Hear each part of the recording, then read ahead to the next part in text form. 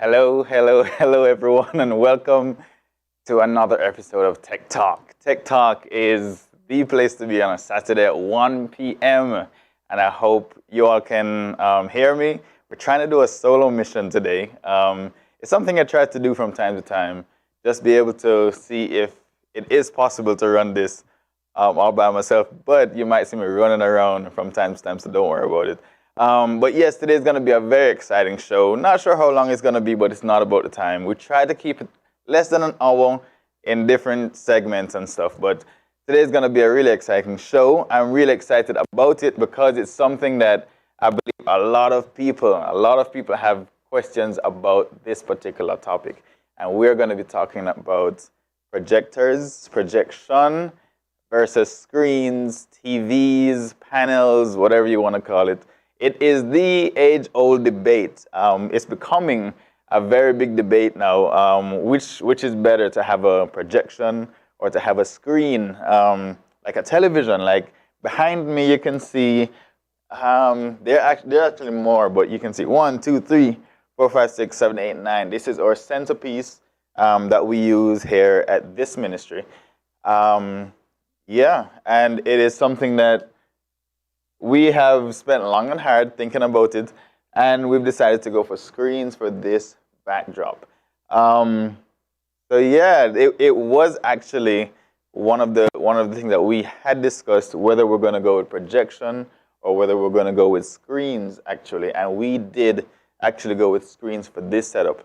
So it's very pertinent. It's something that I've dealt with a lot and something that I get asked a lot, something that I've actually had to act on a lot of times too. So behind me, what you see is an array of 9 televisions, each of them 65 inches each. each of them 65 inches, all kind of smushed together on this makeshift support system. Very, very inexpensive, but not the most stable. We're actually trying as we go along to make it more and more stable. But you actually can't really see the imperfections right now, but it is a work in progress. 65 inches, meaning that from corner to corner, that's 65 inches. It does not mean that it's 65 inches wide or 65 inches tall. It means that from corner to corner, it is 65 inches or thereabout, give or take 0.5 of an inch. So yeah, we have, there is actually a location that I went to in Maitland, Florida. One of the better setups that I've seen so far, and they actually use projection. So what they did, they built a screen made out of 1 by 1 wood, strips of wood, covered with blinds materials. So you know those materials when you have your blinds and you're trying to shut the light out, it's very opaque, meaning it's not transparent at all. So it reflects the light very well. Covered it with that, stapled it on nice and tight, and had a projector. So mounted the projector. It was one of those short throw, meaning that it can get close to the screen, project on the screen. And it was one of the cooler setups. It gives a whole different look. But as with everything else, it has its own pros and cons. So that's kind of a rough sketch of what we're going to be talking about today. How do we make that decision? What goes on in your mind when you're trying to make a decision like that? Because remember, on Tech Talk, it's not so much about unboxings and trying to review the latest products or do even step-by-step tutorials. It's not so much about that. It's more about talking about how do we come to make decisions about technology. And again, one of my favorite definitions of technology is just the way you do things. How do you work to achieve your end result? Something may work in one place and something might work in another place, and it's all about problem solving, decision making, and how you arrive at that decision. So that's what we're going to be talking about today. So yeah, we're just going to run over to that set, and we'll be right back.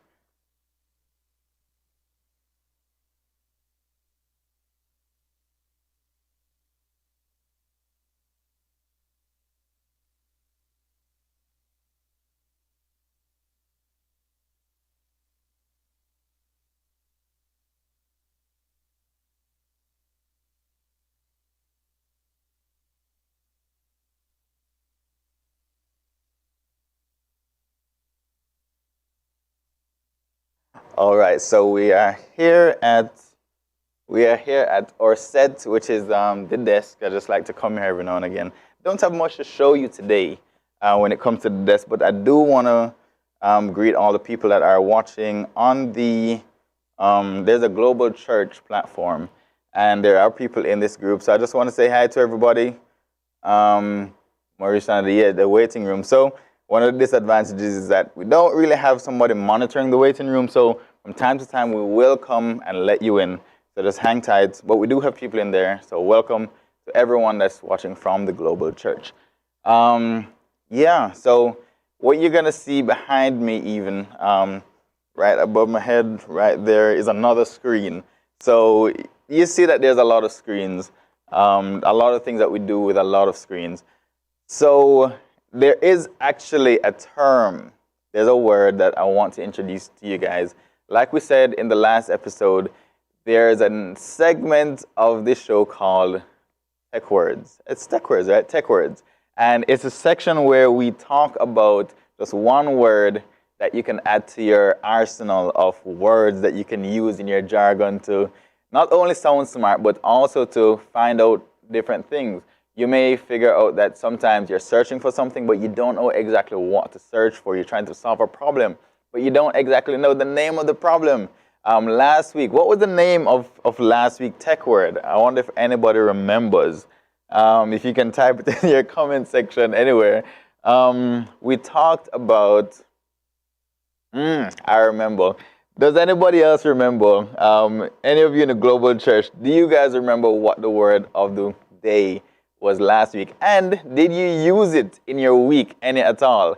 The only way to really get better at using these jargons or even understanding what these jargons mean is to actually use them. So, what was last week's word? Does anybody remember?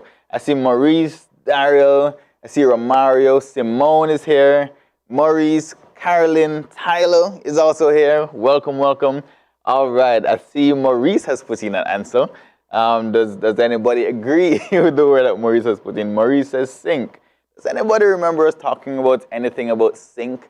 What does sink mean? Of course, sink is a short word, it's 4 letters, but it's a part of a larger word. What is the larger word and what does it mean? That's what we talked about last week, and it's something that we want to keep doing from time to time. Just keep on talking about these words. So we're going to go over to our magical whiteboard, and we're going to talk about a whole new word today. I hope you like it. I hope you enjoy it.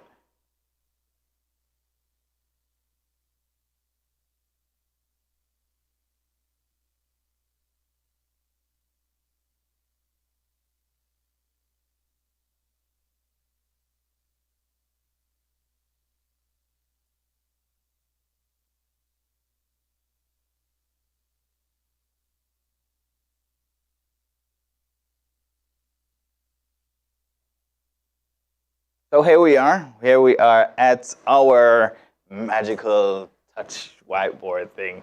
This is one of my favorite things to use, by the way. But yeah, this is our word for today, and our word for today is IMAG.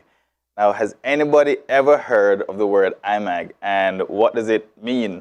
What do you think it means? I'm going to pull up the comments here. I'm going to pull up my Facebook comments. So any of you watching on Facebook, can you tell me what the word IMAG means or what it represents? Any of that? Let's see if we have any smart people out there that know these words. It's a word actually that I did not know about until very recently. As much as I was using the concepts and stuff, didn't really know what it meant. But I'm going to pull up your comments here in a second. So just hang tight. Okay, so LaRonda is remembering last week's word, synchronize. That's good. Annette Jones, Tanisha Potter, Christopher Leo. Welcome to you all. Okay, so I'm not getting anybody. Probably it's just a delay, but I'm going to get right into it. IMAG is another one of those words that is a part of a bigger word. And it's actually something that you use pretty much every day in some way, shape, or form. In your churches, in your locations, and even in your daily life, you may use any kind of screen. something like this. It's a rather large screen. It's a 75-inch television, framed out and kind of added with a bunch of other things to kind of make it a little bit more functional. But iMag, let's see, nobody yet. iMag is actually the abbreviation for image. Okay, that didn't, oh, wrong keyboard. Image magnification. So, image magnification, that probably helped you out a little bit to figure out what that word meant. So let's go to the definition. We're boosting our vocabulary here, guys, so bear with me. The term iMag is short for image magnification. It's used in the audiovisual production industry, and it refers to a large-scale theatrical or concert video projection to enable audience members seated at a great distance from the stage to see details of the performer's body language, and facial expressions that could not be seen with the unaided eye. Okay, so in short, what that really means is that it's I don't know if it's a concept. It's pretty basic, but if you take it as a whole concept, it'll help you to understand that this is a whole industry, image magnification. So it's used in audiovisual productions, concert productions, and of course, houses of worship. And even in your own home, you may be trying to blow an image up really big so you can see better. But that's pretty much what it does. It allows you from a great distance to see something really large.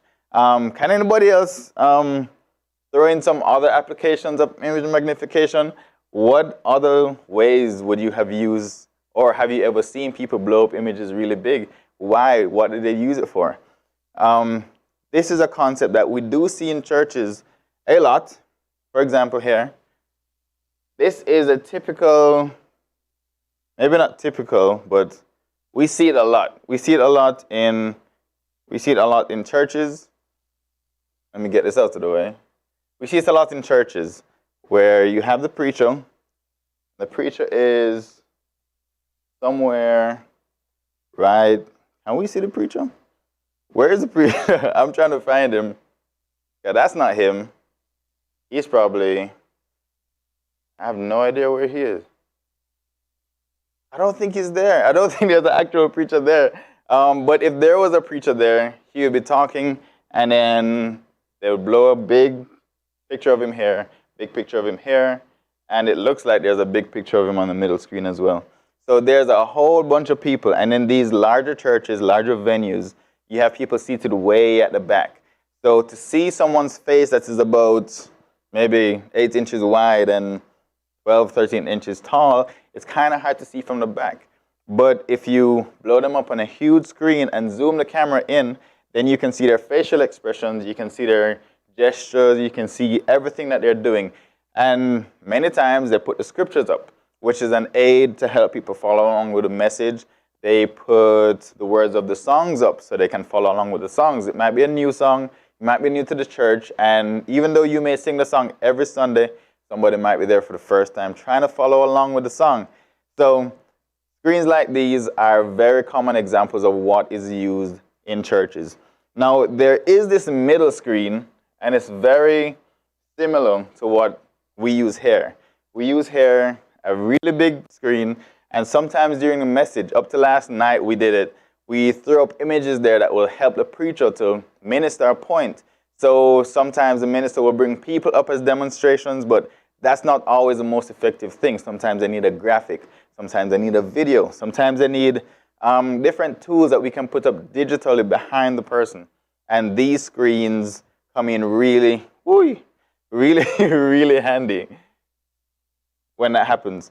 So this is a basic form of image magnification. When you,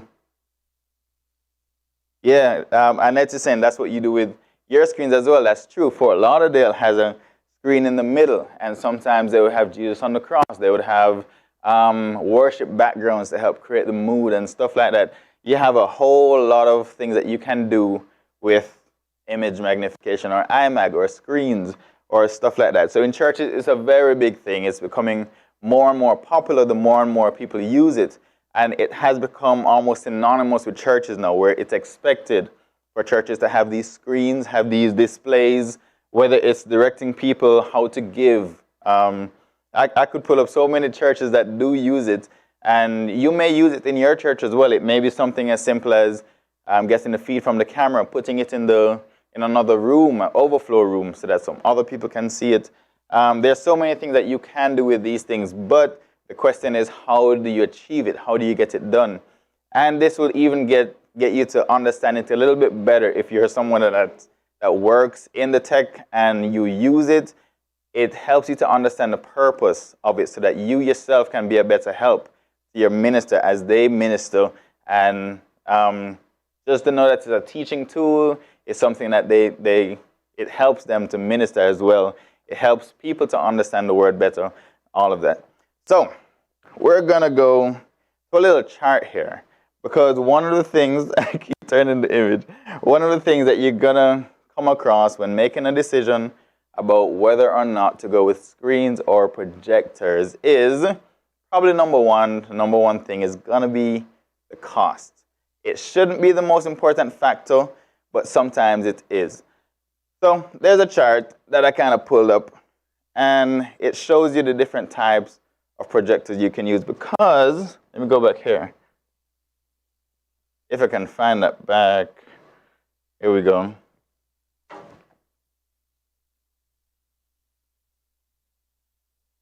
Yes, so if you see here, does this look like it is a projector or a television, and why? Same thing for this. Do you think that this is a screen? Well, a projector screen or a television screen?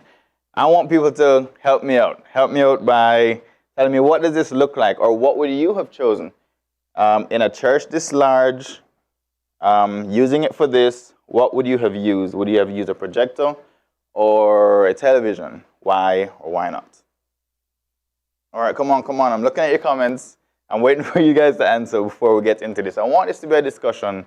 I want this to be something very interactive, and I want to get your ideas flowing as well. So, what would you have used? Would you have used a big TV, or would you have used a projector shining on something? 10 seconds. Okay, so LaRonda is saying projector. LaRonda would have used a projector for this image. I wonder why. Annette is saying that she would have used TVs and screens. So is Nicolette. Nicolette is saying that she would have used a television as well. Very interesting. Tanisha Potter is saying she would have used a projector. So we have a nice little mix of answers. I like this. Okay, TVs on the sides, I think. Can't really see it.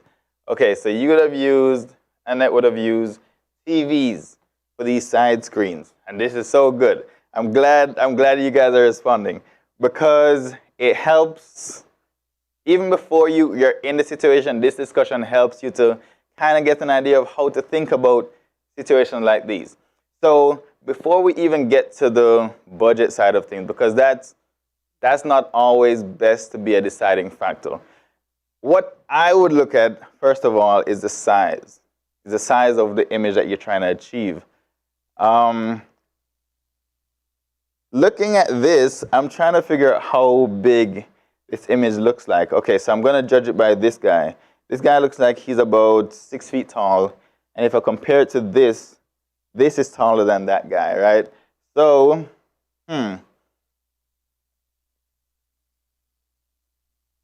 So it looks like it's a pretty large screen.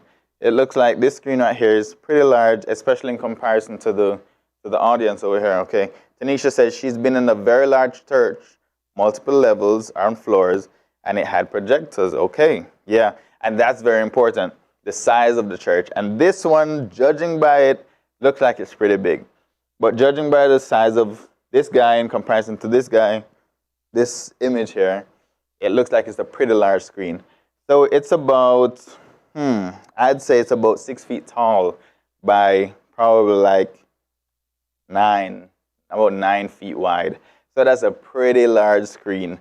And it's probably warranted, it's probably justified them having such a large screen because it's so many people.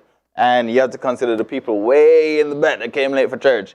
They're way in the back. They're trying to see the person, can't make him out. So the purpose of this is to magnify the image. So it would have to be at least I'd say like 100 and something inch screen.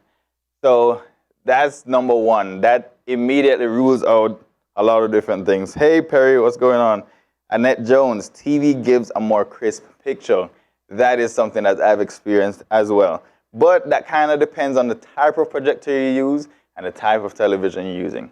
But when it comes to size, the largest I've seen so far in commercial or available televisions like at Best Buy or Walmart or wherever is actually like more like a 82 or 85 inch.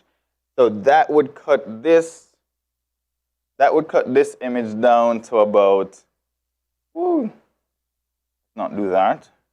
That would cut this image down to about being, let's get ready here, to about being just about this size. So you'd have had this size TV instead of that. If you went with a TV and you spent as much money as you can on a TV, you would end up limiting yourself with a smaller television. And this would be about 80. About an 80-inch TV would be the most practical thing that you can use. So immediately you're going to end up with an image that's way smaller in size. And if I can scale this down,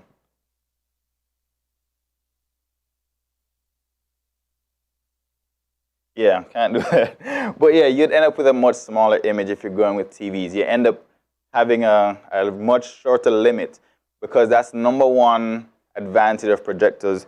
You get to have a much larger image. I have a projector here that I should have set up, but let me run for it and be right back.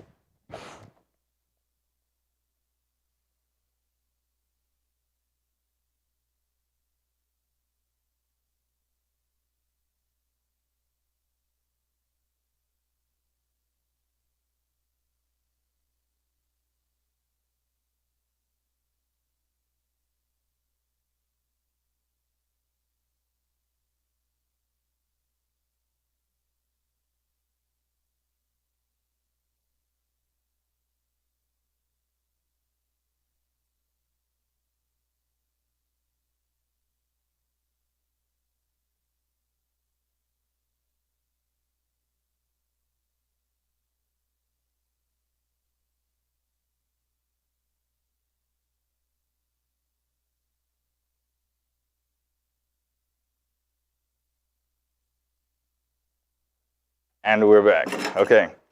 So right here, I have a projector that I'm going to set up. It's probably good. I get to set it up right with you guys. So this is a regular projector, probably like an older projector. And around the back, you can see it has a whole bunch of ports. The one I'm interested in is the HDMI port, of course. HD picture. So I'm going to plug it in.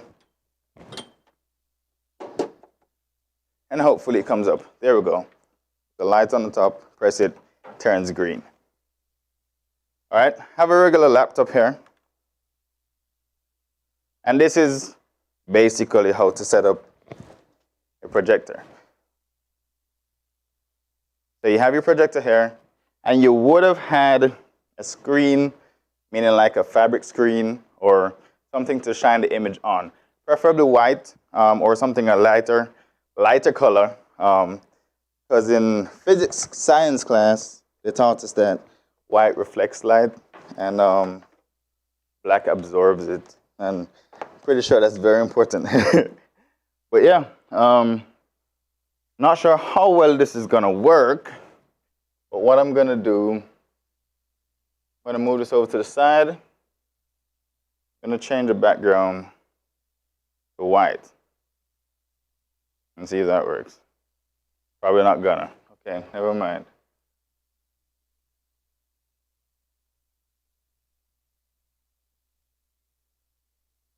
Okay, so what we have here, I'm gonna get something to reflect it on.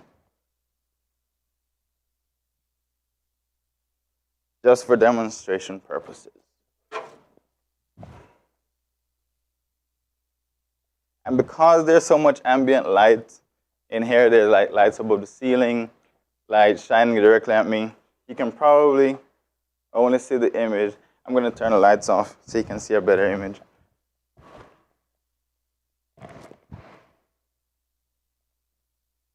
I hope that helped. Okay, it's coming up. Okay, so this is basically what a projector does. Projector has a bulb in there, and it shoots light onto the surface wherever you're projecting to. If I can find the focus wheel, I'm pretty sure it's here somewhere. Yeah, but you're gonna see that whatever I have on my laptop here is being projected onto this. But the number one thing you're gonna be saying right now is, I can't really see that. What is that? And that's my point. In a setting like this, where we have limitations with lighting, you have to have the preacher light lit. You have to have the different things on the set lit, or else it's going to look dark. One thing you may have noticed, when I turned the lights off, it made me darker when I came back, but it made the image brighter. So that is the number one toss-up you're going to face when you're dealing with projectors, is that you're going to have to sacrifice light. Sacrifice light for a better quality of image. Because there's no way I could have demonstrated this projector on this stage without having to pretty much change everything. So that's the number one thing you're going to be facing with projectors, is that it's going to be fighting for the light. Thing is, with projectors, it comes at different strengths, or something they call lumens. A lumen is the intensity of light that a projector gives off. Now, this is probably more like a home theater system, and it's meant to be in a really, really dark room.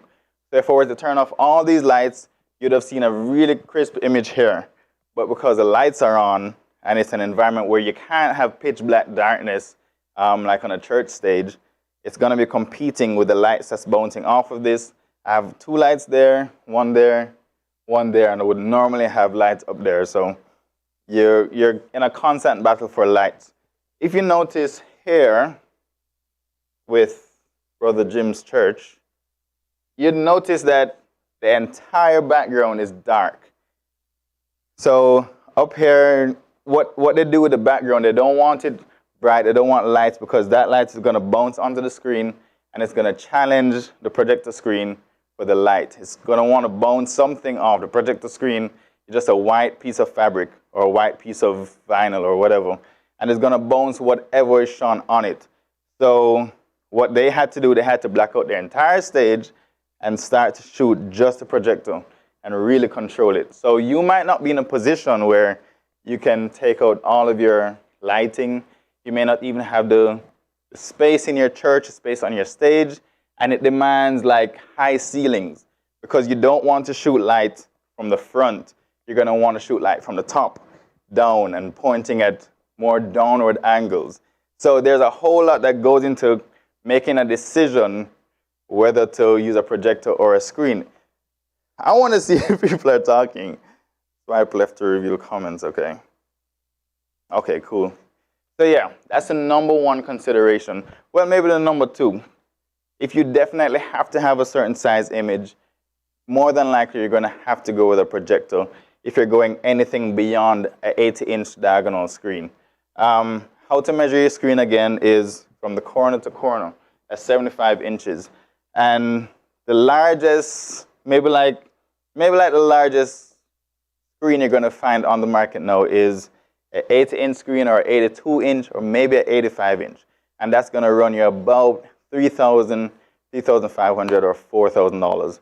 Whereas the 75-inch would cost you about $1,000 if you find a good deal. So that's the price difference between a 75 and an 80-inch, just for those 5 extra inches. So it becomes less and less practical to use a screen when you're trying to do a large image. So yes, I believe that's what they did. Either they use projection, or they may have used a small video wall, which is video panels that literally look like this, and they piece it together side by side until they get a large enough image. which, come to think of it, is what they did. But we're just going to use this as a projection example. It could have been done with a projection, but it would have demanded so much control of lighting. You'd have to make sure that no light, or as little as possible light, actually shines on this screen right here. So it's a whole bunch of things that you'd have to change if you're thinking of moving to projection for your church or even for your home. I know in your living rooms, you want the biggest screen possible. Super Bowl night, you want a big screen where everybody can come over and enjoy it. If you're watching a movie, you want to be immersed in the movie, you want a big screen. If you're going to go with a projector, you're going to more than likely have to kill all your lights. But that is something that you probably are more able to do in your home than in a church setting. So that's a consideration. So now that we're talking about cost, if I can find it, now that we're talking about cost, here's what we're looking at for costing. I'm not sure if you can see this. I'm just going to go step by step. Home theater. Home theater is pretty much like the one that I have right here. Just a regular, basic entry-level projector. These come in at around, starts at maybe $400 for a decent one. You do have those LED Bluetooth ones for like maybe $50 and stuff. That's only to be used like if you're in your bed and you want to shine it on the roof or something. They're really weak. And what you're going to realize is something called lumens. The lumens is what you pay attention to because that tells you how bright it's going to be. So if you're looking to buy a projector, looking to start projection in your church, you're going to have to pay attention to something called the lumens. This is a really blurry image, forgive me guys. So home theater projectors come in at between 1,000 and 3,000 lumens, which is this brightness, which is just about this brightness. Can't really see much. Let's see. It's a brighter image. That is a pretty dark image. Yeah, I can't really make out much on it. And the cameras are a whole nother story. But yeah, that's pretty much what you're going to be getting with this. A bright home theater, which is something that you may have used in a church, maybe, comes in at 3,000 to 4,000 lumens. So you start to get kind of up there. You start to increase your lumens, but of course you start to increase your price as well. And your color accuracy is something else. You see how in this church, let's see, in this church, the blues are really blue. The person's face is represented really well. You want that kind of accuracy. You don't want a washed out image or a greenish looking tinted image. You want something that looks really good, really professional. So if you want any of that, you're going to have to go with, why is this so far? You're going to have to go with something that's more on the professional side, more on the business side, or something like a large venue projector. Large venue projectors come in at starting maybe like $20,000, $30,000 each, but it starts off at 10,000 to 50,000 lumens. So that's the toss-up. Just like the toss-up with the TVs are, the larger the size, the higher the price. With these projectors, you can almost get a projector to be as big as you want it. But the larger or the further you pull your screen away, okay, so you see that small image, because my surface is really close, if I pull it away, you're going to start to see it getting bigger and bigger and bigger. But what happens is the further away I pull it, oh, I'm getting a nice little image there. Yeah, the further away I pull it, the larger it gets, but the weaker the light gets as well because it's spreading the light over a larger surface. So the larger you get the image, the weaker it becomes and the more lumens you're going to need to make it a visible picture for it to make sense. So that's going to be, so pretty much you're going to be falling around in this general area. Most people are going to fall in this kind of professional line where you have maybe 7,000 lumens, something like that. But you're going to end up spending quite a bit. And what people do as well, they merge. I think it might be this one. I've used this projector, but I have to merge one on top of the other to double the brightness, where you have to kind of jump through hoops to get the pictures to kind of merge together and stuff. But yeah, projection does face more of a challenge. It's a bit more technical to set up, and it may be because you have to build a screen and you have to mount the projector, stuff like that. So it tends to be a little bit more hassle, whereas some people would just want to mount a television on a regular television mount, pick one up for $100 for the mount and the television for how much ever, and you just mount your TV and get going. You have a nice bright image. You realize you have not had an issue seeing this screen, this image all day. That's because it's a TV and it emits a lot of light, whereas projectors are fighting for light in the room, stuff like that. So it's those kind of decisions that you have to make when you're looking at whether you're going to face, whether you're going to decide to use a projection or television. But for a lot of venues, especially for smaller churches, a television will work just fine. You don't have to face all of this. Oh, here's the focus wheel. You don't have to face all of these issues when you're buying a television. And your television may just work. If you look back at this right here, this is kind of like a cheat. This set right here is somewhat of a cheat. So we have the really large image, and we just put a lot of TVs together. The major thing that we lost was the fluency of the image, meaning that we had lines now running through our image and lines running across. But because we found a TV with such a small bezel, I think it's a bezel. We found it with such a small bezel, it really has a less noticeable effect, so it's not that big a deal. So we kind of decided that we could have lived with the lines, worked with them, designed around them. Like this logo, we're trying not to let the logo bleed into the lines and stuff so that, you know, it looks okay. And you even see like news stations, different broadcasting networks using TVs too. So it's a really budget-friendly option because each TV here probably costs around $500. So that's 500 by 9.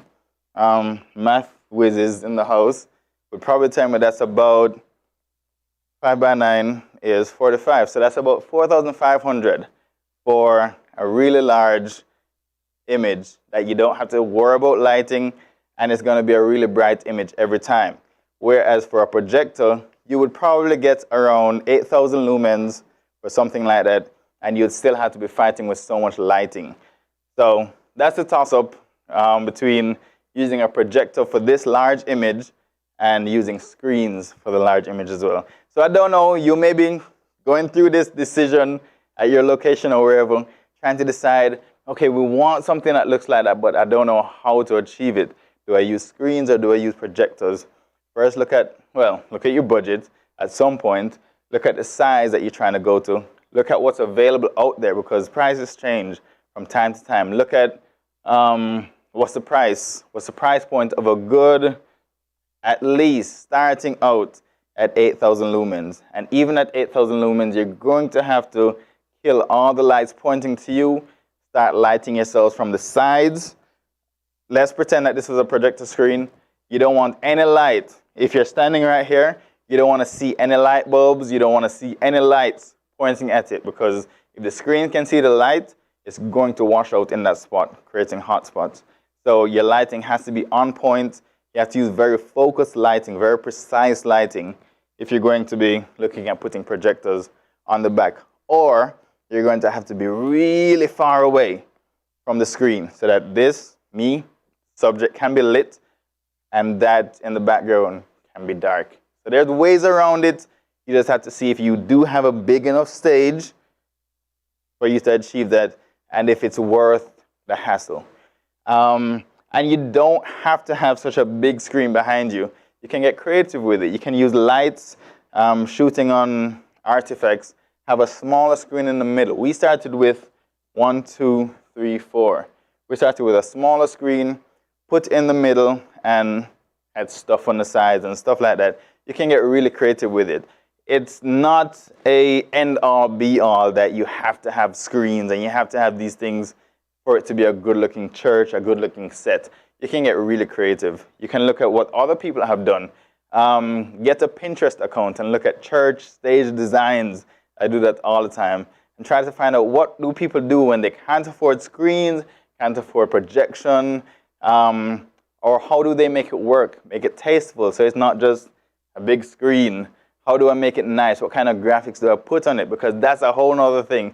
You can have a huge screen, but what you put behind you, not that great either. So there's a whole lot of stuff to be considered when you're putting that into use wherever you're doing it.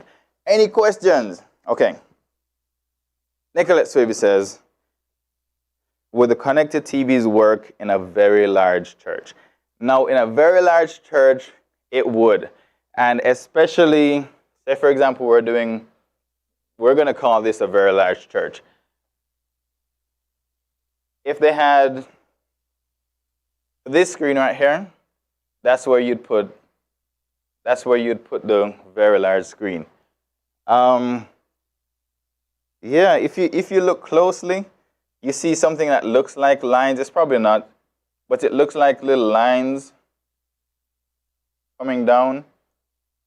You're going to notice that the further away you come from the screen, the less noticeable these lines are. So that's actually one of the advantages of having your screen really far away.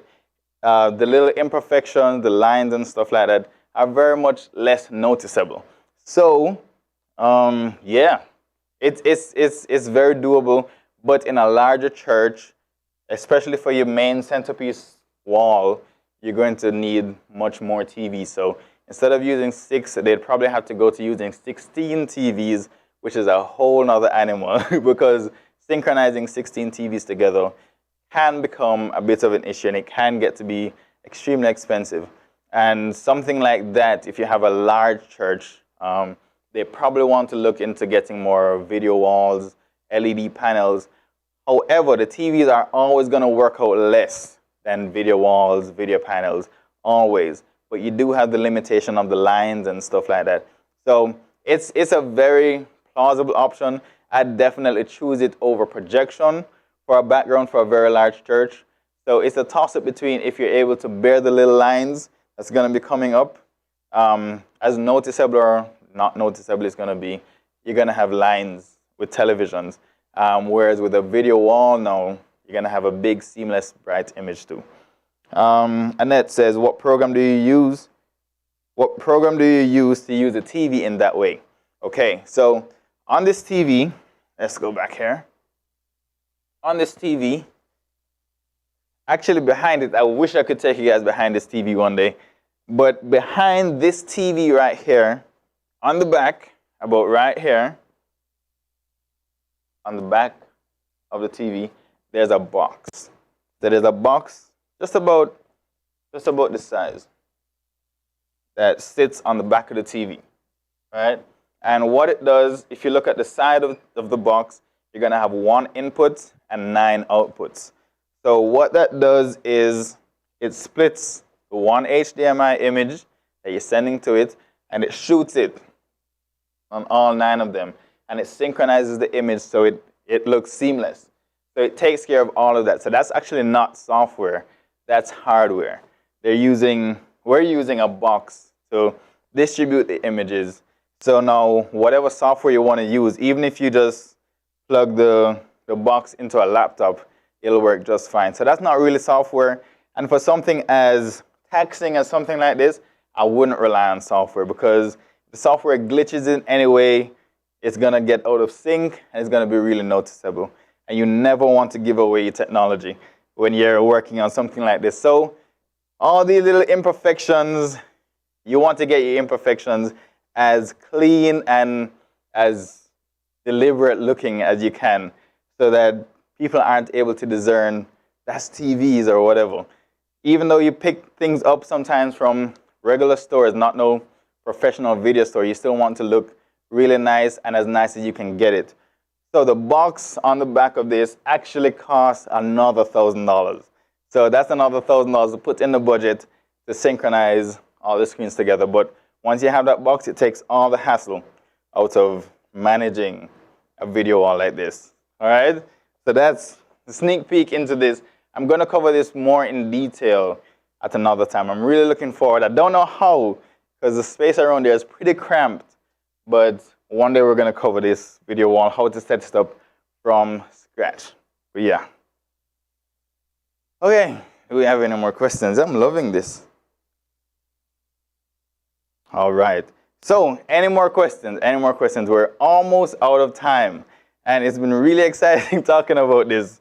I didn't know I was so passionate about projections and screens, but I do see where it's a big, big part of decision making, because you may have been in the church for so long and you're seeing Roman columns and fabric and stuff like that. And you look at other churches progressing, especially if you're looking at Hillsong and Elevation Worship and Bethel. It's like almost a must that they have to have screens, have to have lights, and have to have smoke machines. It's the three basic elements of worship now. But you do see how it adds to the worship experience. And you might be saying, okay, how do we go about getting there? Well, these are the decisions, considerations you have to make. There's also a little tool here I wanted to show you, because there's resources online for even choosing the right TV. So if you're looking at getting a TV, just a regular television to mount on your walls in a church, it's possible that your screen may be maybe not too large, but it's possible that it can be too small, where whatever image you put up on it, it might be a little bit too small, you can't really see it, stuff like that. So I found this distance size calculator online, where you can see what's most suitable based on how far your audience is from the screen. So what you do, you measure from where you want to put your screen all the way probably to around the back or somewhere close to the back of the church or the sanctuary, and you go to the site rthings.com. Yeah, give credit to rthings.com. So what you do, you scroll across here, and you're going to choose your distance. So right now you're at 2.5 feet. So if someone is standing 2.5 feet away from a screen, which is pretty much right here to my laptop, this is saying that a good size screen is 32 inches, which is almost the smallest screen you're gonna find. Let me show you what a 32-inch TV looks like and what it looks like on camera. Going to be something like this. So this is a 32-inch, forgive the fingerprints, it's going to be a 32-inch TV. Now imagine this and say like a preacher in comparison to it. Even if he has it here and is doing demonstrations on it, because the person is so far away, they're pretty much not going to be able to discern something unless it's just a big word of text right here. So this is the lowest TV that you could use, and it's probably too small for something like this. 32 inches, just for reference, versus 75 inches over here. Let's do this. Okay, let me pull this over here. Yeah, so that's the comparison. It's a 32-inch TV, that's a 75-inch TV, and that's corner to corner matched. So that's kind of the size that we're looking at. So what this tool does kind of gives you an idea of how practical it is. So distance 2.5 feet, I'm going to come to about 8 feet and see what it recommends. Okay, so 8 feet away or 2.4 meters, they recommend getting something at least a 55-inch. Okay, and if we go more, it's going to tell you that if you're 10 feet away from the screen, it recommends at least a 70-inch TV. So this can be a living room or it can be a church. Same principle applies. But if you're going up and up and up, if the person is 12 feet away, the closest person 12 feet away, they recommend something more like a 85-inch TV for the image to be discernible and for it to be practical and make sense.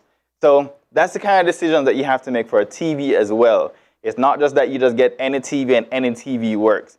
You have to judge how far away the people are. the thing is, you can't just buy a TV and put something on it, try it out. If it doesn't work, take it back. That's a lot of hassle. So that's what this tool is for.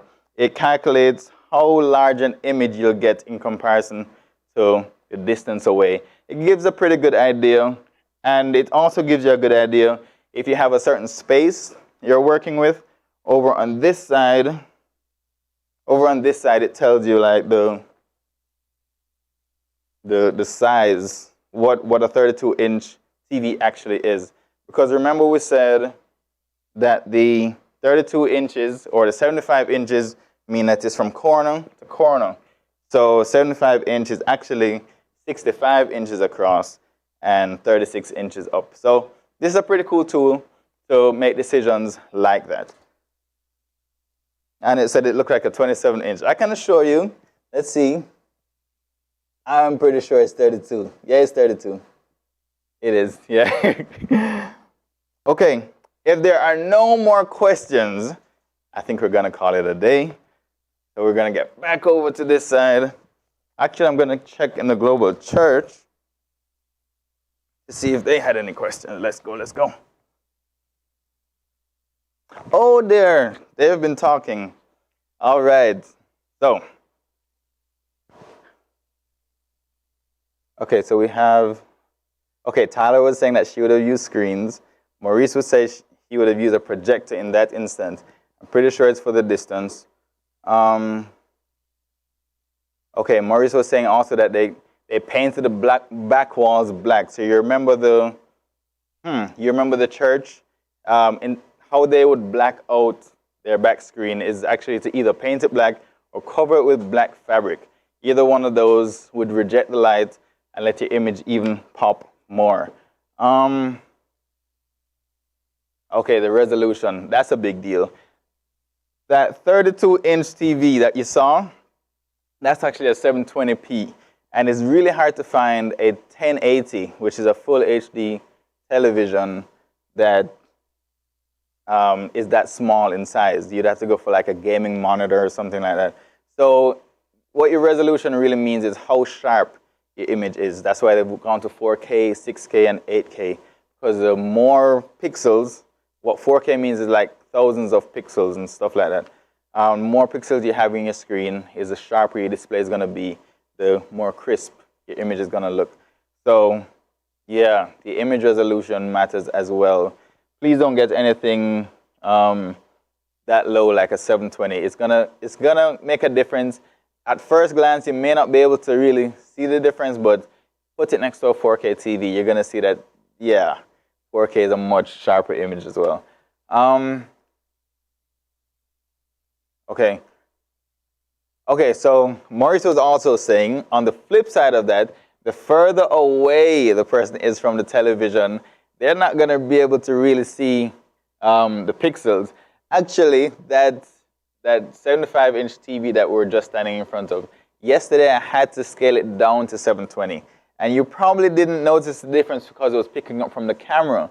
So the camera, because it was focused on me and not really the screen, you don't really see that much difference in pixelation either. So if the person is further away from the screen, and especially if it's a lot of screens like this set right here, those TVs are actually working at a really low resolution. The entire resolution of that whole array is 1080, which means that you divide it into 9. It's really working at something like standard definition. But because the screen is so large and it's focused on the person in front of it, that's actually kind of blurred. That's what cameras do. They blur the things in the background. So in reality, you don't really see that much of a difference where the resolution comes in, technically, in theory. But if you have too low a resolution, it's going to look like a blurry image, so be careful with that. But yeah. Okay, what program do you use on the TV that you were able to move the images? Okay. Yeah, okay, that's what you were asking. Okay, so that TV over there, I'm actually using a software called Microsoft Whiteboard. That's actually a free program that people use in education a lot. So Microsoft is very education geared. They do a lot of stuff for the education industry. Bill Gates is like that. He works in humanitarian stuff, and he's always been like that. So he gives away a lot of tools for education. If you sign up for things using your education email, chances are you get it for free with Microsoft. So that's a software that Microsoft has released a few years back, and it gets better and better. But that's called Microsoft Whiteboard. But to make it actually touch sensitive, I did have to buy a frame that goes around the TV, and it sends a signal through a USB into a computer on the back of it. That's also, thanks for bringing that up. That's something I want to cover in detail as well. Tools that we can use for teaching, tools that the tech guys or tech people can offer to the pastors. Because remember last week we were saying that it's not only about making your pastor's vision work, but it's also about you bringing ideas to your pastor, your leaders, and telling them, hey, this can be done. Let's use it. So I'm going to be covering all these things in detail. We're just slowing it down, taking it one thing at a time, teaching them the principles of technology, and seeing how we can use it to spread the gospel or just have a better movie night, whichever you prefer. But that's going to be it for today. This was fun. Shoot me some ideas. Shoot me some ideas, guys. I really want to know what it is that you're facing in your location. I know some people have been, and it kind of guides me into what to talk about next. So if you have an idea of what you want to talk about next time, shoot me an email or send me a message on Facebook, on my Facebook channel. You can find it at Tech Talk. So that's going to be it for today. I hope you had fun. I hope you learned something. Tell someone about Tech Talk. If there's someone that you know is in technology and really excited about it, passionate about it, let them know that this happens every Saturday at 1 p.m. Central Time, which is like 2 p.m. East Coast Time. But that's going to be it from me. This is Daniel Chen. Thank you all in the Global Church. Thank you all on Facebook, on YouTube, wherever you were today. It's been a pleasure. Thank you all for your interaction. Oh, thanks, Annette. Appreciate that. So until next time, be blessed. Have fun in church tomorrow. Do something cool and 0 mistakes. That's always the goal. See you next week.